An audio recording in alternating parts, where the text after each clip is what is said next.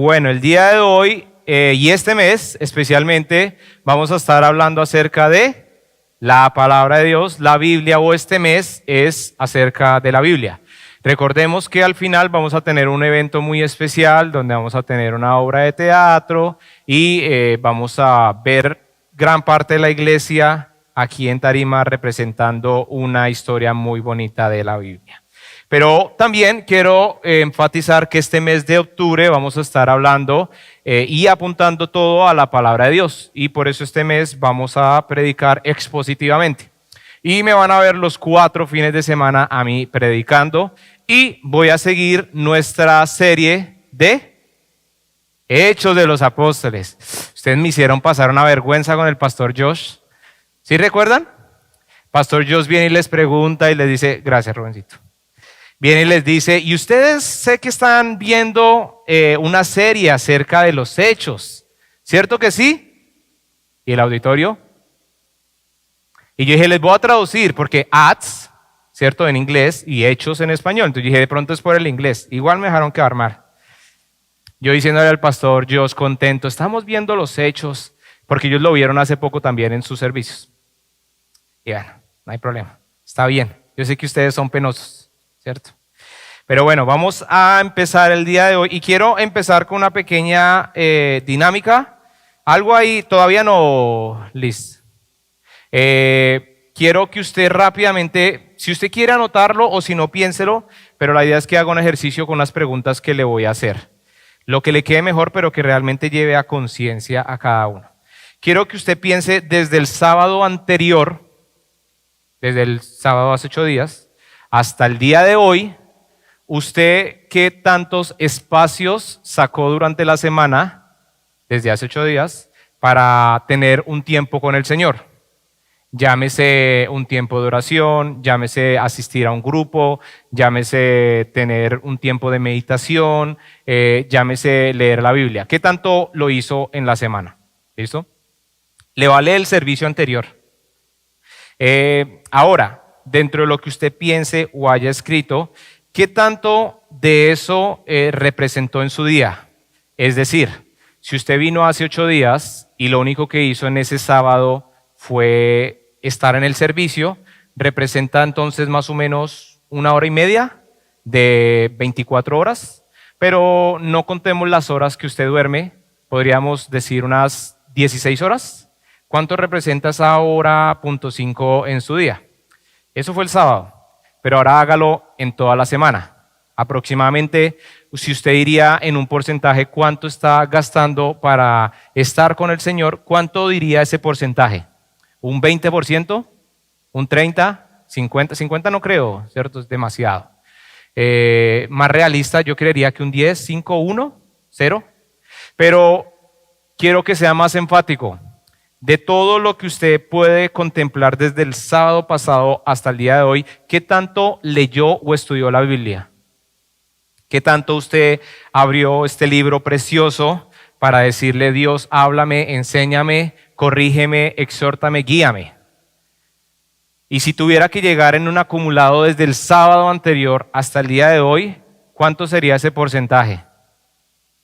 ¿10%? ¿20%? ¿1%? 0.0001. O pastor, sigamos con la prédica mejor, ¿cierto? No tome a mal mis palabras. Lo que yo pretendo es que realmente nos demos cuenta que nuestro alimento es la palabra de Dios en nuestra vida espiritual. Y si yo le hiciera las mismas preguntas en ámbitos normales de nutrición, de sus alimentos normales, es decir, desde el sábado pasado hasta el día de hoy, ¿cuántas veces comió?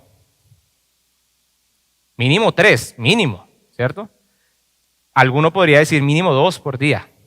Algunos podrían decir, pastor, la pasamos comiendo 5, ¿cierto? Pero estoy completamente seguro que es algo en lo cual usted lo hace, porque su cuerpo se lo pide. Del mismo modo, nosotros tenemos que entender nuestra vida espiritual y la lectura de la palabra, la meditación y el estudio de esta misma es algo esencial para la vida de un cristiano. Muchas veces podemos enfrentar situaciones dentro de la iglesia, fuera de la iglesia, donde sea. Y muchas veces, y nuestra manera de actuar más fácil es primero echarle la culpa a todos los demás. Puede ser la iglesia, puede ser un líder, puede ser una situación específica, pero lo último que hacemos es llegar a reevaluar qué tal está nuestra vida espiritual. Y en este mes de la Biblia les voy a pedir que reflexionen eso. Si usted tal vez no tiene su disciplina espiritual, comiéncela. Si usted tal vez tiene una vida espiritual que tal vez usted podía dar mucho más, hágalo, desafíese, porque cuando usted lee la palabra de Dios, conoce de Dios. Y al fin y al cabo, ese es nuestro propósito, ¿no? Les voy a dejar un desafío, ahora sí la siguiente, y es a memorizar un versículo. Y el versículo que vamos a memorizar el día de hoy es Mateo 7:21, que dice: no todo el que me llama Señor, Señor entrará en el reino del cielo, solo entrarán aquellos que verdaderamente hacen la voluntad de mi Padre que está en el cielo. Mateo 7:21. Les voy a dar ciertos versículos de aquí hasta el último mes, hasta el último día del mes, y quien tenga mayor versículos le daré un premio. Puede ser un abrazo, puede ser un chocolate, puede ser algo más. El punto no es el premio, debería ser aprender la palabra de Dios. Pero a mí me gusta dar sorpresas, entonces no sabemos qué puedo hacer. ¿Cuál es la idea? Cada fin de semana yo les voy a decir quiénes tienen el versículo y los voy a tomar a un lado y me lo dirán, lo escribirán en un papel. Si no lo hacen, no hay problema, no lo haga. Pero debería ser un desafío personal como cristianos memorizarnos la palabra de Dios. Si yo le preguntara cuántos versículos sabe usted, podría decir, pastor, más de 10. O podría decir 5 apenas, o diría 2, 1, o a duras penas está sobreviviendo en versículos. Haga esa reflexión usted mismo, ¿listo? Vamos a entrar a la predicación del día de hoy. Oremos. Padre, gracias te damos por este día precioso, hermoso, donde podemos venir y estudiar tu palabra. Señor, usa mi vida para que cada uno de nosotros seamos confrontados, exhortados, pero sobre todo tengamos esa humildad de aprender de tu palabra y poner en práctica cada día.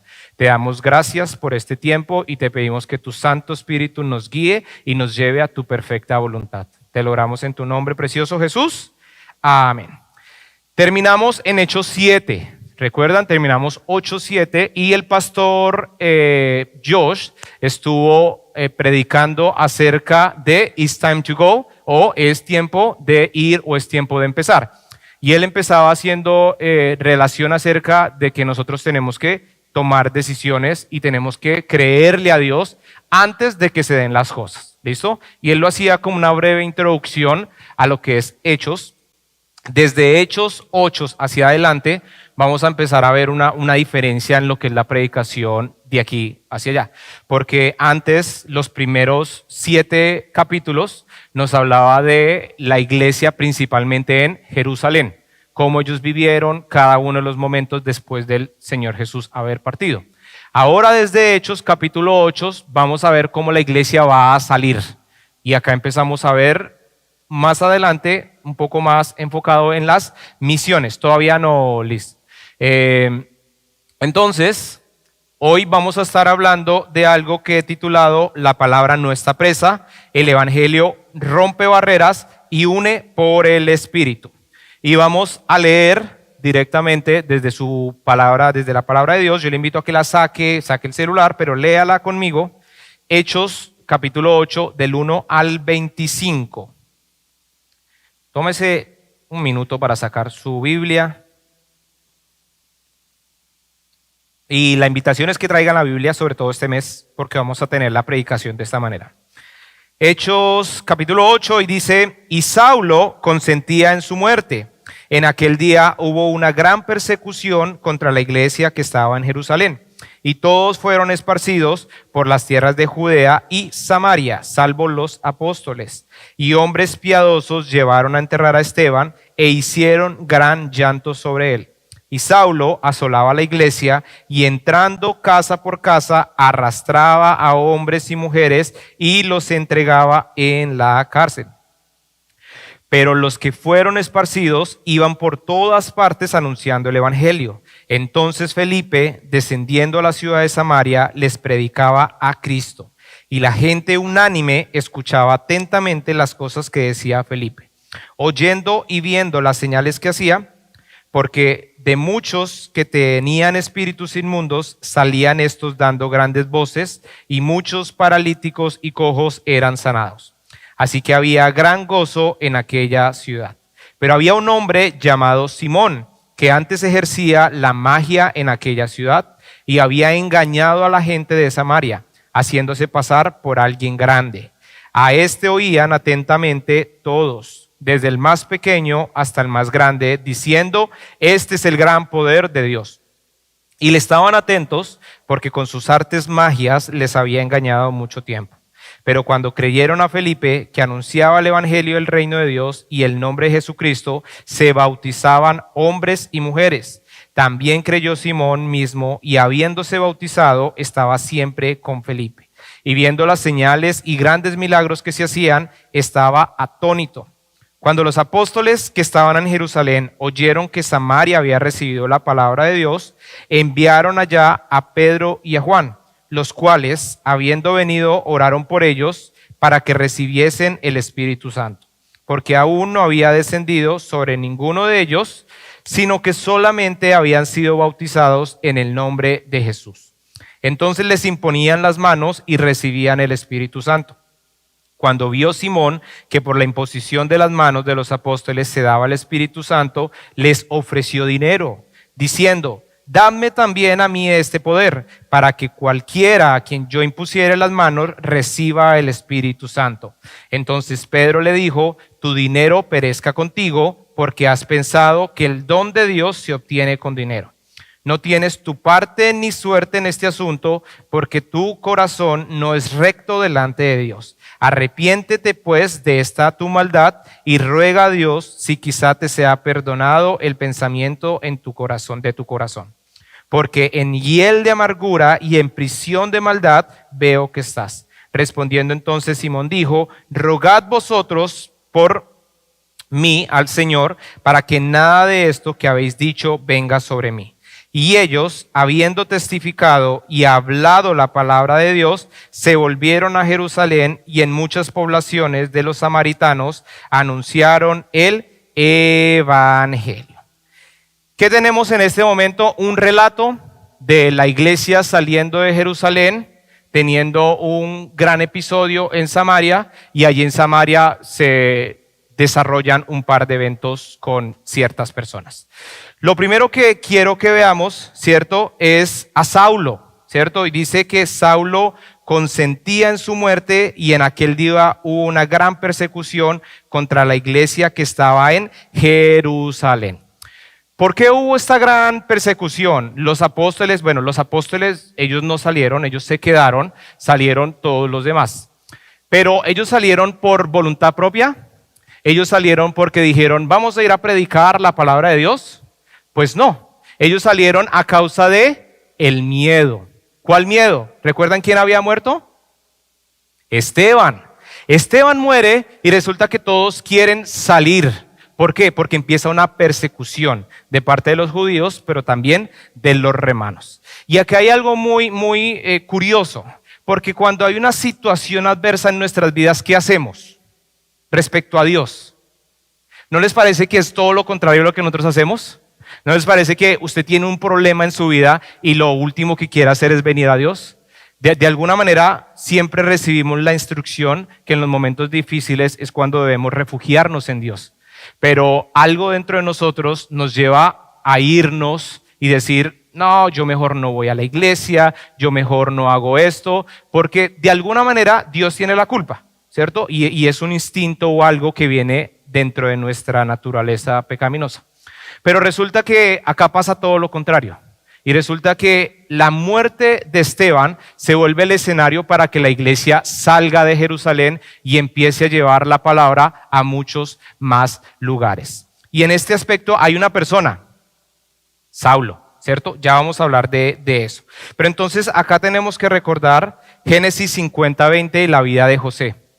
¿Recuerdan la vida de José? Tuvo un montón de situaciones difíciles, muy desafortunadas, pero al final, cuando él logra llegar al propósito de Dios, dice José en Génesis 50:20, ustedes se propusieron hacerme mal, pero Dios dispuso todo para bien.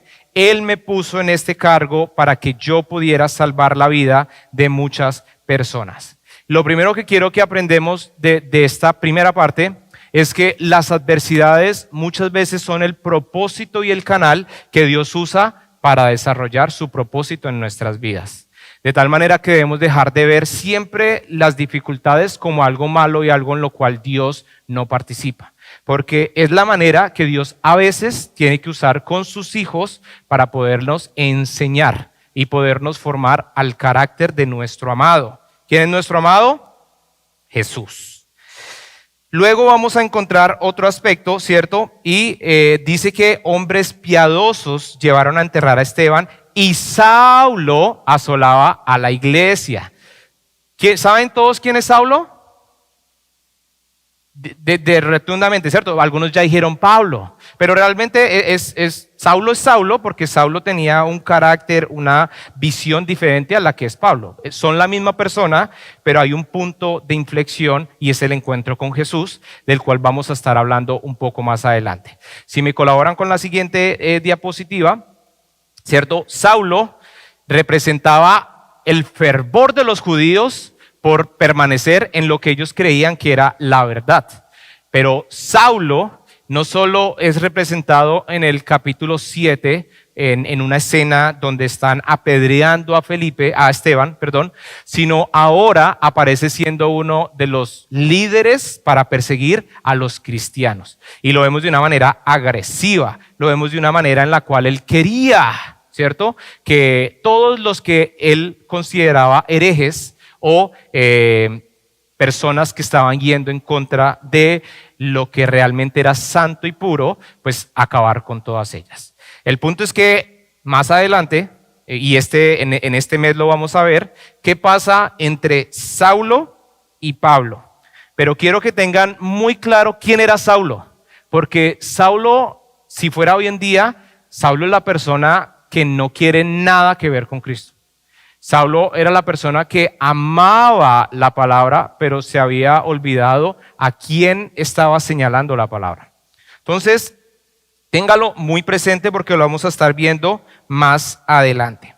Spurgeon, en una de sus declaraciones, él decía, la sangre de los mártires es la semilla de la iglesia. Una de las cosas que hoy en día se puede afirmar en estudios tanto teológicos como no teológicos, fuera dentro de lo que la Biblia nos puede enseñar, es el hecho o el acontecimiento de que una persona haya muerto por una declaración o por algo que afirmaba. Y esto lo podemos ver en la vida de Jesús, en la vida de los apóstoles y en la vida de todos aquellos que han muerto a causa del Evangelio. El primer mártir que ya hablamos de él fue Esteban, ¿cierto? Quien murió dando un precioso discurso, una predicación acerca de lo que Dios había hecho y el por qué él creía lo que decía. Pero ahora vemos que empiezan a haber muchos más mártires porque la iglesia empieza en una persecución. Y yo acá quiero tomar un pequeño punto, un pequeño espacio para hablar de este hombre que, si usted no comparte en él en los ambientes políticos, yo no le vengo a hablar del ambiente político, pero lo hablaba recién murió con los servidores de la iglesia y les decía, este hombre que murió a causa de una bala mientras que estaba dando una de sus corridas o de sus giras políticas, él era conocido por ser un gran político en Estados Unidos, pero él no era pastor. Él no era líder de una iglesia, él no era misionero, y desde un ambiente o desde un ámbito político, si algo él hacía era predicar la palabra y predicar a Cristo. Una de sus comentarios era, quiero dejar esto claro, creo en la Biblia y creo que Cristo resucitó al tercer día. Esta es la base de mi fe y de toda mi vida. Voy a estar haciendo en este mes también alusión en varios de los aspectos que él pudo mencionar, porque él es un claro ejemplo de lo que nosotros deberíamos vivir en la verdad. ¿A usted no le pasa hoy en día que las personas que muchas veces dicen o piden tolerancia son las más intolerantes? Y sin usted querer ser intolerante, ni usted querer rechazar a alguien, si usted tiene una postura que es contraria a lo que ellos creen, lo van a titular o lo van a llamar de muchas maneras e inclusive pueden llegar a acabar con su vida. Es algo incoherente. Pero algo de lo cual admiro de Charlie Kirk era su valentía para poder hablar sin temor. Y es algo que si usted no ha visto videos de él o si usted ha visto los videos que simplemente en 10 segundos le quieren decir que él no era lo que muchos creemos que es, vea sus videos que realmente son muy motivadores a preguntarnos qué clase de cristiano y qué clase de convicciones tenemos nosotros.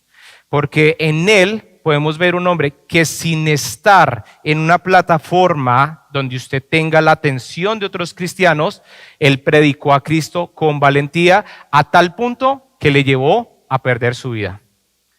Y él hoy en día se considera en algunos aspectos un mártir, en el sentido de que murió por la fe, porque al final murió por sus declaraciones o sus respuestas a los diferentes debates que él tenía.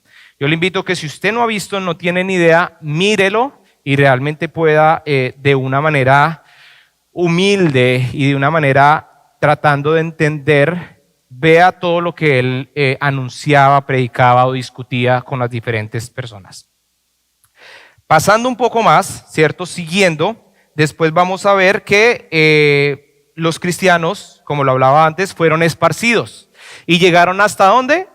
Hasta Samaria, hasta Samaria. Y Samaria, resulta que en Samaria estaban los samaritanos. Y había algo, judíos y samaritanos no se la llevaban bien. O sea, entre ellos era malo, no tenían nada en lo cual pudieran tener una amistad, ellos se odiaban en cierta manera. Los judíos, ¿cierto?, tenían su templo en Jerusalén y los samaritanos en el monte Gerizim. Y en cierta manera los dos alababan a Dios, los dos creían en la Torá o en lo que nosotros conocemos como los 5 primeros libros de nuestra Biblia, del Antiguo Testamento, pero la diferencia era que los judíos consideraban los demás libros o lo que se conoce como todo el Tanakh o todo el Antiguo Testamento, mientras que los samaritanos no contemplaban los profetas e incluían algunos actos religiosos de las culturas en las cuales ellos estaban. ¿Qué quiero decir con esto? Buscaban un mismo Dios, pero tenían 2 maneras diferentes de expresar su vida religiosa, si lo podemos llamar de esa manera. Pero resulta que a pesar de estas circunstancias y de estos motivos culturales y religiosos, espirituales, llega un hombre a predicar con gran valentía y el punto con esto es que hay unanimidad en los samaritanos. ¿Recuerdan la unanimidad? Es decir, todos estaban centrados en algo. Y esto no es casualidad, iglesia, esto no es que él hubiera llegado con alguna preparación especial, sino, ¿ustedes recuerdan a una mujer que tuvo un encuentro con Jesús? ¿Cuál? La mujer samaritana, ¿cierto? Y en la mujer samaritana, Jesús le da una instrucción a la mujer samaritana cuando tiene el encuentro con ella y le dice, ve y predica o ve y cuéntales, ¿cierto? Es decir, que la mujer samaritana tuvo que ver con todo el avivamiento o con toda la expansión que se viene a realizar en Samaria. Y acá es cuando muchas veces nos preguntamos y nos despreciamos. La mujer samaritana, ¿qué tanto la vemos? La vemos en una historia, y no es una historia así de admirar. Admiramos lo que hizo Jesús, pero la vida de la samaritana, ¿cierto? No mucho. Pero vea lo que hace una mujer convencida de las palabras de su Señor. Lleva a que todo un pueblo, toda una ciudad pueda estar hambrienta de recibir lo que después vendrían a predicarles a través de los apóstoles. Y acá hago un llamado a la iglesia, porque cuántas veces nosotros no despreciamos nuestra vida, en el sentido de cuántas veces nosotros no decimos que lo haga otro. Pastor, es que yo no puedo hacer eso. Pastor, es que yo no soy bueno para eso, ¿cierto? ¿Cuántas veces nosotros pasamos la pelota o queremos que sea otro el que realice un trabajo que Dios tal vez quiere hacer a través de nuestra vida? En este aspecto, con los samaritanos, si me colaboran con la siguiente diapositiva, resulta que Felipe, en respuesta a la predicación del evangelio que empiezan a darse en esta ciudad, señales, milagros, maravillas, empiezan a haber sanidades. Y si ustedes recuerdan, una de las primeras predicaciones que hablábamos respecto a las sanidades, a los milagros, era que muchas veces Dios usa cada una de estas señales para confirmar la predicación del predicador. Y en este caso, pues no fue la excepción. Empezaron a ver cosas grandes, cosas maravillosas, donde la gente, ¿qué pasaba? Se sorprendía. Todo el mundo decía quién era este Felipe y de dónde podría traer todas estas grandes maravillas. Y en este aspecto aparece un personaje. ¿Quién aparece? Simón el mago. Dice que Simón el mago era un mago, se dedicaba a hacer trucos, ¿cierto? A pretender traer maravillas de Dios, pero no era nada que viniera de Dios, eran simplemente trucos baratos, trucos que trataban de replicar la grandeza de Dios. Y resulta que cuando están sucediendo todos estos milagros, Simón se queda sorprendido. Pero uno se preguntaría, ¿por qué se quedó sorprendido? Y más adelante en la escritura nos vamos a dar cuenta que a él le sorprendía lo que llegaba a pasar en el aspecto no de la predicación, de lo que se predicaba, sino en el aspecto de las acciones. ¿Por qué? ¿Qué hacía Simón? Trataba de mostrar mágicamente a través de trucos el poder de Dios. Pero ahora llegan hombres ungidos por Dios que realmente hacen señales de Dios. Y en Simón vamos a ver que ahí en ese aspecto, si ustedes se dan cuenta, Felipe está predicando la palabra y muchos empiezan a bautizarse y muchos empiezan a creer en el nombre de Jesús, dentro de los cuales, ¿quién estaba? Simón. Simón estaba ahí. Y ahí es donde viene la gran pelea de muchas personas, muchos cristianos, predicadores, pastores, de cuándo sería el momento adecuado para bautizarse. Y nos vamos a dar cuenta que Simón es un ejemplo que, aunque se bautizó, no se arrepintió. Pero al mismo tiempo habían personas que sí se arrepintieron, sí se bautizaron y sí pudieron conocer la gloriosa salvación. Pero entonces detengámoslo ahí un momento, porque acá debemos recordar lo que nos dice Mateo 7:21. No todo el que me llama Señor, Señor, entrará en el reino del cielo, solo entrarán aquellos que verdaderamente hacen la voluntad de mi Padre que está en el cielo. Y acá a mí me encanta cuando yo leo la palabra de Dios y yo veo a Dios que Él conoce todo. Que usted puede venir acá y decir todo lo que usted quiera. Usted puede engañarnos a todos nosotros, pero ¿de Dios puede burlarse alguien? No. La palabra de Dios dice que de Dios nadie puede burlarse, nadie. Y yo en este aspecto, yo hago un llamado a los cristianos que son celosos de otros cristianos. los cristianos que están pendientes de las acciones, de lo que hacen, y a veces están más pendientes de la vida de otros que de su propia vida. Y no me malinterprete, como cristianos tenemos un juicio que nos lo da la palabra de Dios. Pero a veces, más que estar pendiente de la espiga del otro, debemos estar pendientes de la varilla que cruza nuestro. ¿Me explico? A veces estar más pendiente del otro me lleva a olvidarme de lo que yo necesito en mi vida. Y acá con Simón nos damos cuenta que él estaba en un ambiente donde realmente personas se arrepintieron, pero Simón no lo había hecho. Siguiendo, vamos por allá, hasta aquí vamos en el versículo 13, ¿listo? Siguiendo, vamos al versículo 14 más o menos, y resulta que ahora los apóstoles que estaban en Jerusalén oyeron que Samaria había recibido la palabra de Dios y enviaron allá a Pedro y a Juan, ¿cierto? Y resulta que cuando ellos llegan empiezan a predicar, pero hacen una cosa. ¿Qué hacen ellos dos? Hacen la imposición de manos para que las personas de Samaria recibieran el Espíritu Santo. Y acá vamos a tener un momentico y haga una pausa a la exposición que estamos haciendo de Hechos para entrarnos en un aspecto teológico doctrinal. Porque acá es donde hoy en día la iglesia se divide. Porque hay dos aspectos en los cuales nosotros, diferentes cristianos, pueden ver esta situación de una manera o de otra manera. Y para mí es importante que ustedes conozcan las dos percepciones para que si usted se encuentra uno del otro lado o que entienda de esta situación de otra manera, no se vaya a alarmar de que usted está mal, pero tampoco lo rechace al decir tú eres un pecador por lo que tú estás haciendo.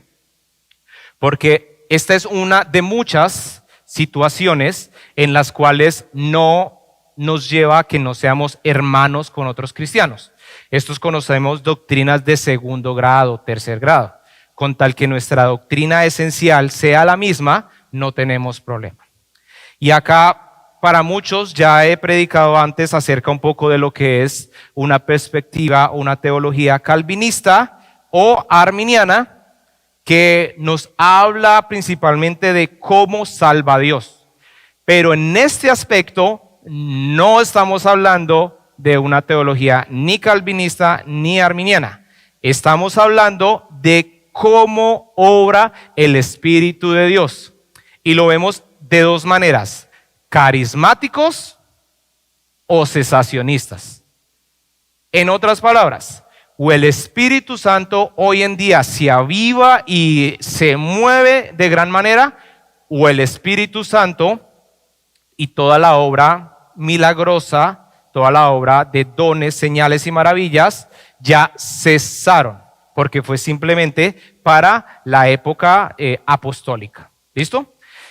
Entonces, en la siguiente imagen vamos a ver cómo se podría ver esto representado en las dos clases de iglesias que podríamos ver y donde usted tal vez ha estado, porque algunos venimos ya de iglesias de nuestros países. En una es un poco más tradicional, más lo que se conoce como reformada. Podría ser una iglesia bautista, podría ser una iglesia reformada, podría ser diferentes denominaciones. Y en la otra, lo más común puede ser una iglesia pentecostal, ¿cierto? Donde se le da mucho poder al Espíritu Santo. ¿Cuál está mal? Ninguna de las dos está mal, durante que estemos en un centro y en un punto central que es Jesús. A nosotros no nos mandaron a seguir una doctrina, sino a seguir a Jesús. Pero es importante entender las doctrinas para poder saber qué entiende o cómo ve la fe el uno o el otro. Entonces, explicando esto, ¿por qué es importante explicar esto? Porque acá hay una circunstancia entre los dones del Espíritu, las lenguas, esto, o ser un poco más parcos para darle gracia, soberanía a Dios y demás. Las dos cosas son importantes y están en la Biblia. ¿Cómo ve una postura más cesacionista este tema? relata estos versículos del 15 al 16, ¿cierto? De cómo recibieron el Espíritu Santo, como primero los Hechos lo ven como un libro histórico y transicional, y este es un evento único.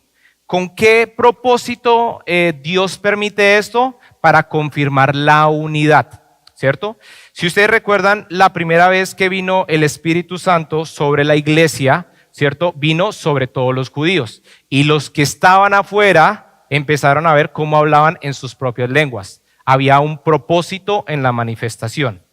Ahora, en lo que le acabo de explicar de la enemistad entre samaritanos y entre judíos, había un propósito, y era confirmar que ahora los samaritanos podían unirse y ser pueblo de Dios a través de Jesús.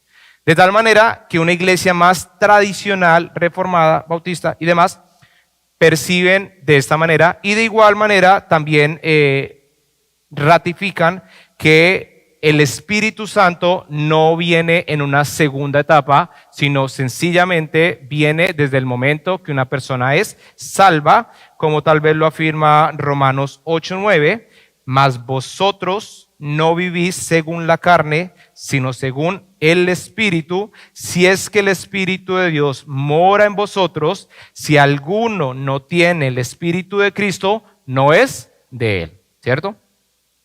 Esa es como una postura. El énfasis está más en la unidad de la iglesia, no en una segunda experiencia, ¿cierto?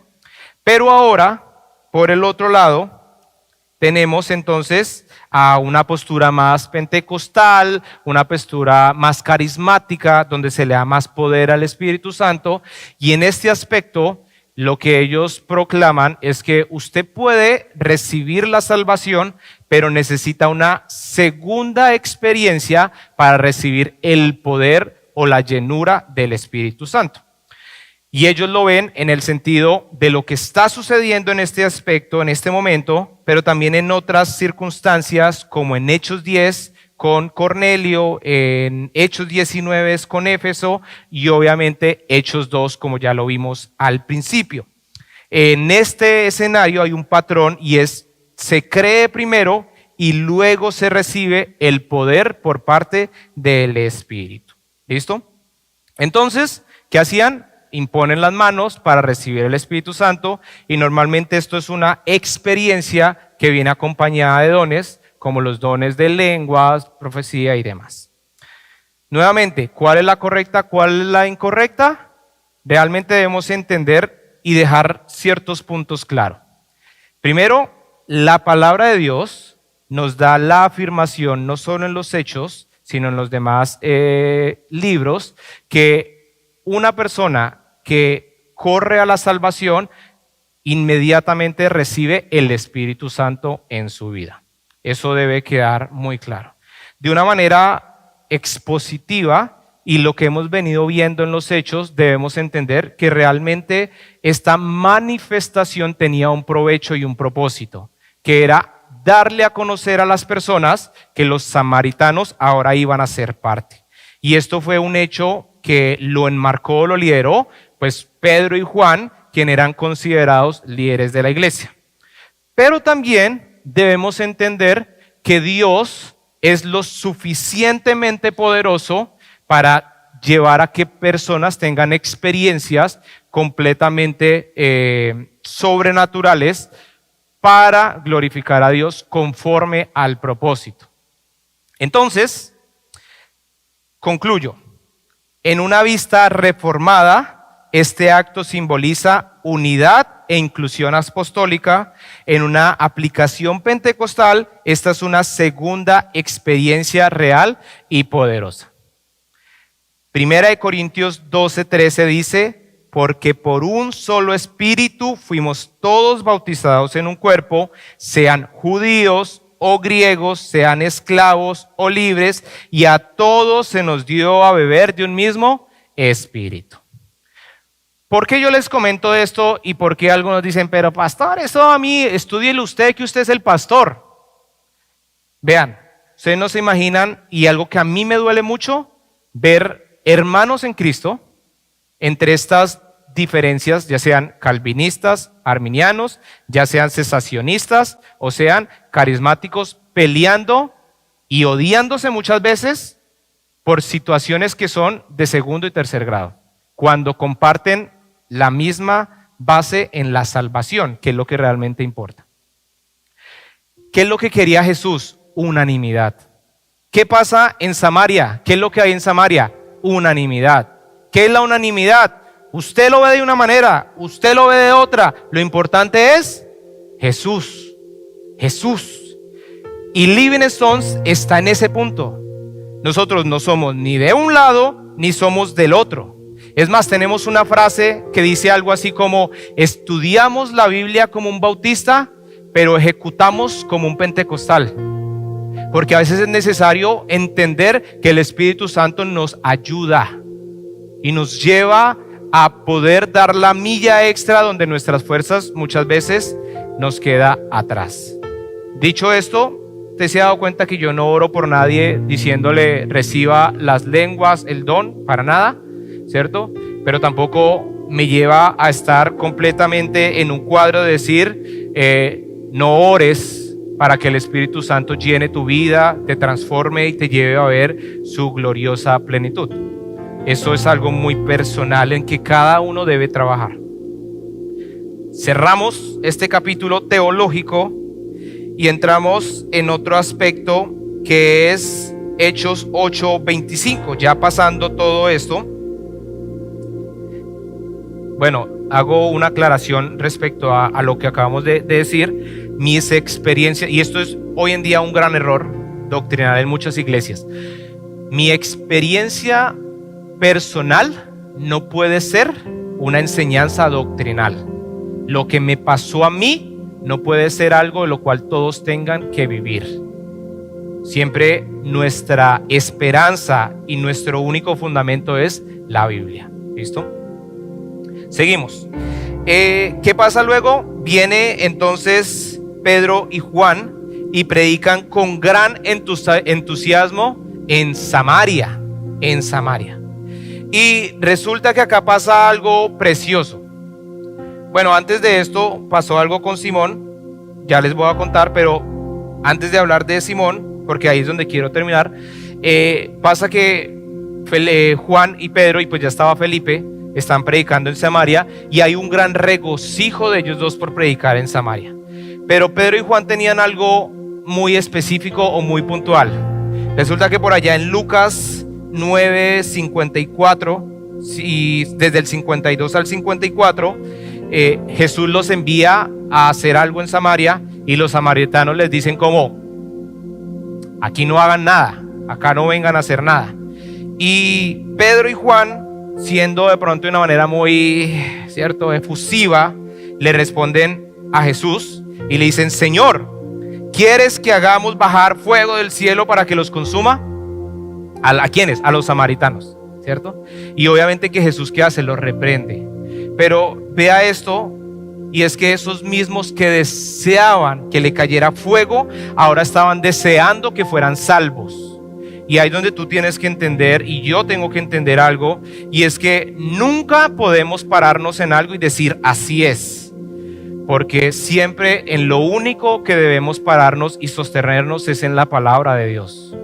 Nunca puedes decir que odias o que quieres que una persona tenga mal, porque el propósito de Dios tal vez es que tú seas la bendición para esa persona. Y es algo que debemos entender y siempre estar dispuestos a hacer y a llevar a cabo en nuestras vidas.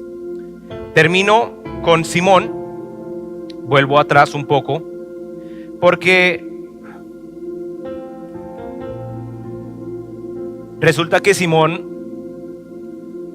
¿se acuerdan que él no estaba muy convencido de lo que estaba pasando o estaba sorprendido? Pero después intenta hacer algo y es comprar el don de Dios.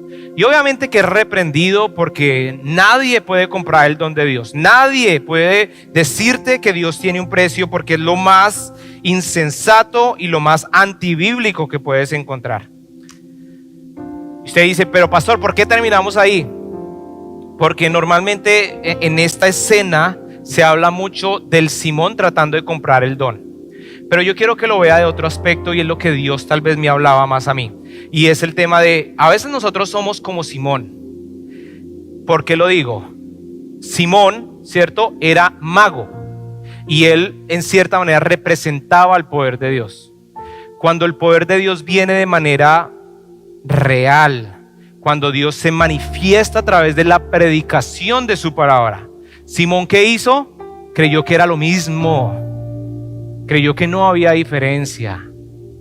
Él dijo, yo quiero eso porque eso debe ser como lo mío. Yo quiero eso porque ellos lo hacen mejor. Y él estaba pensando en algo personal, pero no había un cambio de pensamiento. Y la palabra de Dios en Romanos nos dice que la única manera de entender y conocer la voluntad de Dios es permitiendo que el Espíritu Santo renueve nuestro entendimiento. Iglesia, predicamos estos 25 versículos que, les soy muy sincero, podía quedarme mucho más tiempo, pero he tratado de ser lo más rápido y ágil. Pero yo quiero enfatizar, y hablamos del Espíritu Santo, pero a veces despreciamos mucho esa obra regeneradora del Espíritu Santo. Y a veces nosotros peleamos contra lo que el Espíritu Santo quiere hacer en nuestras vidas. Y no estoy hablando de algo raro, de dones, estoy hablando de lo que Él te dice que tú hagas, que dejes un pecado, que dejes la pereza, que te levantes a orar, a leer la Biblia, que saques un tiempo para ser discipulado, para discipular, que antes de hablar y criticar a alguien primero te evalúes personalmente. Y en un ámbito más directo con Simón, que permitas que el Espíritu Santo te renueve.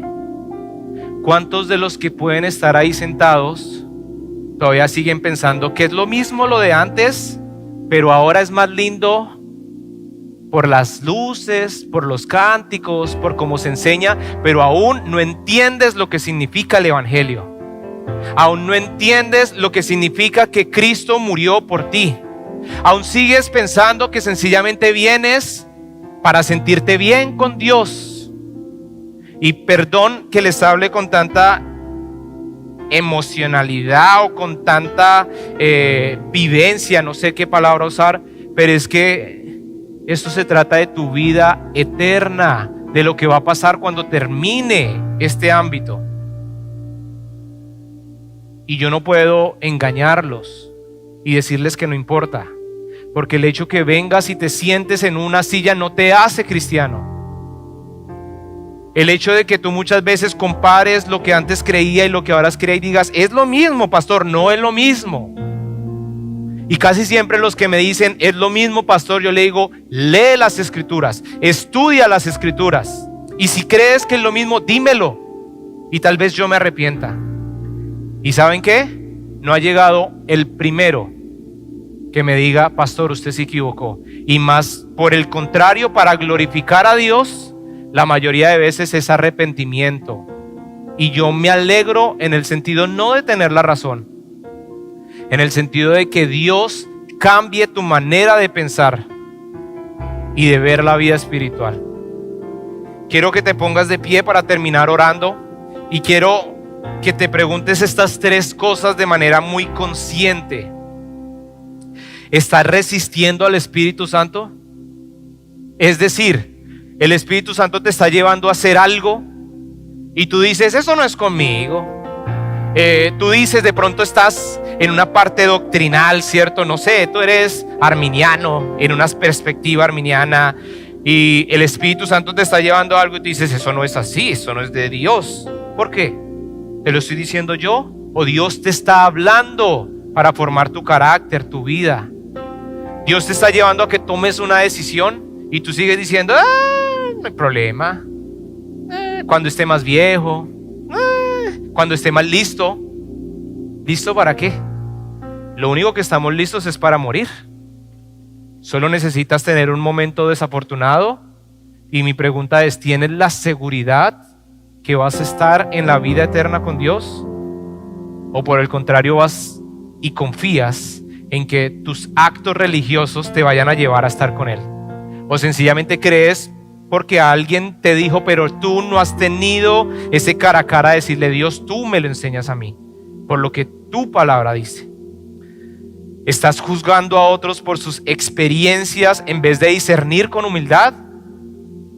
¿Estás diciéndole a otro, ¿por qué haces? ¿Por qué lees? ¿Por qué esta cosa? Y no dices, ¿y qué quieres formar en mí?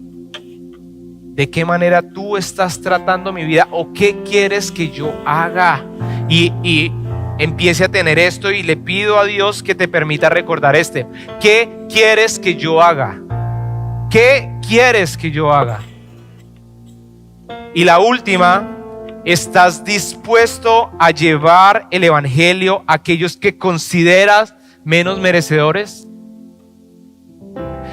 Iglesia, seamos sinceros. Siempre hay un grupito, una clase de personas o ciertas personalidades que uno dice, ellos no, a ellos los sacamos del llavero, ellos no están con nosotros. Y yo te digo una cosa, ¿acaso tus comportamientos, tus personalidades no serían justas y necesarias para que Dios te dijera, te saco del llavero? ¿Tú no estás conmigo? ¿Tú no tienes parte en lo que yo quiero? Sí, porque nadie puede jactarse de nada. Todos somos igual de pecadores, salvos por la gracia de un Dios que nos ama, que su misericordia llevó a que su Hijo muriera en la cruz por nosotros. Iglesia, estoy llamando a una iglesia que se levante, que decida morir a sí mismo para vivir por Cristo, que diga, yo te seguiré y viviré para ti. Una iglesia que prefiera estar con Dios y no sin Él. Una iglesia que más de estar acá esté en su presencia. Una iglesia que ame estar en su casa, sin importar qué.